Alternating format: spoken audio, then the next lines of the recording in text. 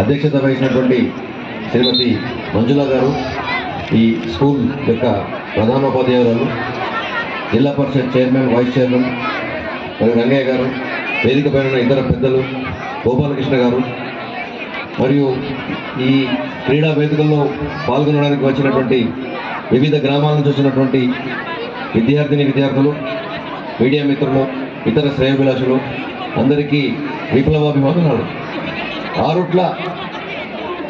ఆరుట్లలో అడుగు పెడితేనే మనకు గూస్ బంప్స్ లాంటివి వస్తాయి. అట్లాంటి ప్రదేశం ఇది. అట్లాంటి ప్రదేశంలో క్రీడోత్సవాలు జరగడం అంటే ఈరోజు రాష్ట్ర ప్రభుత్వం తలపెట్టినటువంటి నూతన క్రీడా పాలసీకి సంబంధించి ఈరోజు వార్తాపత్రికల్లో చూడడం జరిగింది. 1,00,000 మంది కూర్చునే విధంగా అన్ని క్రీడలు దాంట్లో ఏర్పాటు చేసుకునే విధంగా ఒక నూతన నగరంలో ఒక నూతన స్టేడియం ఏర్పాటు కాబోతుందని చాలా సంతోషం వేసింది.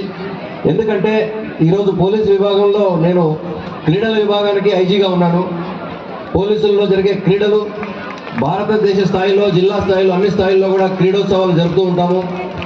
ఈ నెల 28వ తేదీ నుంచి రాష్ట్ర స్థాయి పోలీసు క్రీడోత్సవాలు కరీంనగర్ జిల్లాలో జరుగుతున్నాయి. మొత్తం 33 జిల్లాల నుంచి వచ్చిన పోలీసు అధికారులందరూ కూడా 28 రకాల క్రీడల్లో పాల్గొనబోతున్నారు. అట్లాగే చిన్నారులు, మీకు అందరికి కూడా నేను చెప్పేది ఏమిటంటే, ఈరోజు మీరు ఈ ఉపన్యాసాలు మీకు నచ్చకపోవచ్చు, ఎందుకంటే మీ వయసు అది కాదు. మేము మాట్లాడే విషయాలు విప్లవానికి సంబంధించిన విషయాలు, తెలంగాణ సాయుధ పోరాటానికి సంబంధించిన విషయాలు మీరు ఇంకా హై స్కూల్, ఇంటర్మీడియట్, డిగ్రీ వెళ్ళిన తర్వాత కానీ అవి మీకు పూర్తిగా బోధపడవు. కాబట్టి ఇప్పుడు మీకు పనికొచ్చే విషయాలు ఏమిటంటే క్రీడలు, ఆటలు, చదువు, చైతన్యము, దాంతోపాటు క్రీడలతో పాటు మానసిక ఉల్లాసం మీకు బాగా వస్తుంది. క్రీడలు ఆడినట్లయితే మీ ఆరోగ్యం బాగుంటుంది, చురుకుగా ఉంటారు, ఒక టీమ్ స్పిరిట్ ఉంటుంది, జట్టుగా ఉంటారు, ధైర్యం వస్తుంది. ఏదైనా తప్పు జరిగితే ప్రశ్నించే ధిక్కార స్వరం కూడా మీకు ధైర్యంగా అలవడుతుంది. ఇప్పుడు విద్యార్థులు మీరు అందరూ చూస్తూ ఉన్నారు, చాలా సెన్సిటివ్గా తయారైపోయినారు, చాలా సెన్సిటివ్గా ఉన్నారు. చిన్న మాటలకి తీవ్రమైన చర్యలు తీసుకుంటున్నారు. అటువంటివి జరగకుండా ఉండాలి అంటే మీరందరూ కూడా బాగా క్రీడల్లో భాగస్వాములు కావాలి.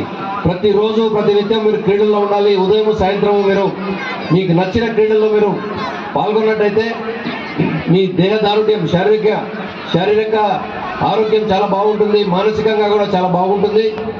అట్లాగే ఇప్పుడు మన రాష్ట్రాన్ని, మన దేశాన్ని, అలాగే ప్రపంచాన్ని కూడా పట్టి పీడిస్తున్నటువంటి డ్రగ్స్ మహమ్మారి, దాన్ని చాలా వరకు మనం దూరంగా ఉంచవచ్చు.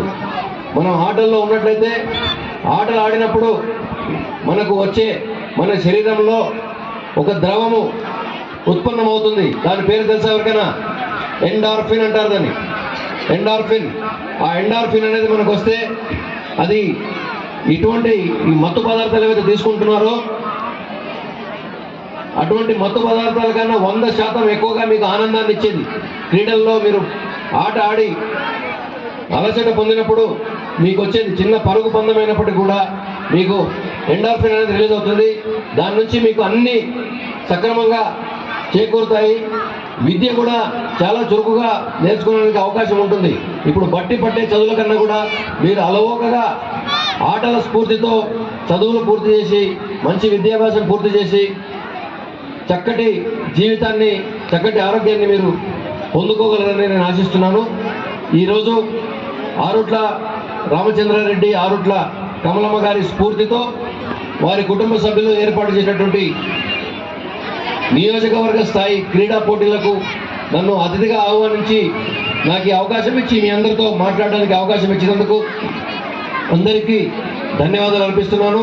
ఈ పోటీల్లో పాల్గొనే చిన్నారులందరికీ కూడా ఆల్ ది బెస్ట్. మీరు చక్కగా పార్టిసిపేట్ చేయండి, బహుమతులు గెలవండి.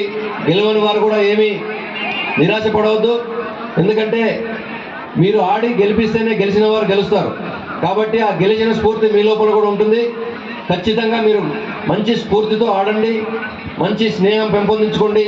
ఒకరితో ఒకరు మంచి స్నేహభావంతో వెళ్ళినప్పుడే భారతదేశం అంతా కూడా మనం ఐకమత్యంగా ఉండగలుగుతాము.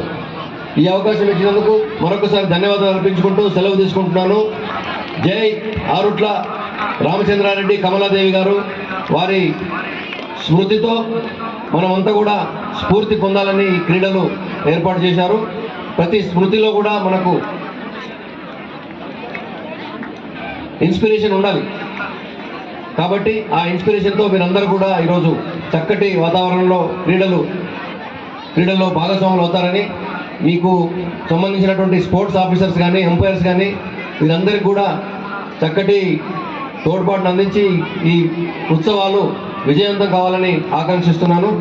మరొకసారి ధన్యవాదాలు తెలుపుకుంటూ జై హింద్, జై తెలంగాణ.